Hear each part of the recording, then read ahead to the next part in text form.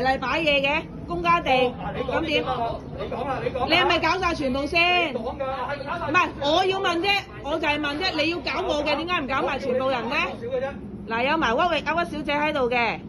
阿黃生黃太。係。黃生黃太。係啊，你好啊。點啊？咁成條村都係咁樣嘅啦，公家地，你諗住點樣決定咧？即係淨係搞我哋屋企係咪？嗱，食環署又揾阿叔公嗰啲輩份嗰啲嚟揾啊，真係 friend 嘅。整爛人哋屋企，整爛人屋企阿媽啲遺物嘅係咪？你咪繼續咯，你講係咪？你講啊！我講。你阿媽遺物擺喺邊啊？由佢啦，唔好講呢啲嘢啦，唔使同佢講啦。佢都無聊嘅，佢都發無良嘅，仲要自己冇道理講到有道理。水喉我哋門口又話係公家嘅。你講得啦，你講。人無錢咪無。你老婆講㗎。人無錢無敵，你咪無敵咯。你老婆話幫我啲工人，幫我哋洗翻笪地啊，跟住我話個水喉我哋㗎，跟住冇問過我哋啊。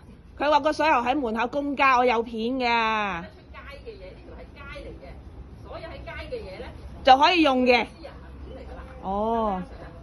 幾好㗎啦，用法律同佢講。用法律講法律啦。我有水錶交水費㗎。係咪？又再偷人啲水。講粗口又點啫？啲垃圾鏟嚟用，唔該都冇聽，跟住成件嘢又唔見咗，係咪？計啦，而家講緊法律。小學。講法律，哦，講法律係嘛？而家講你霸佔公地。哦，得啦，你啱嘅，你中意你講啦。你最中意講你自己嘅道理。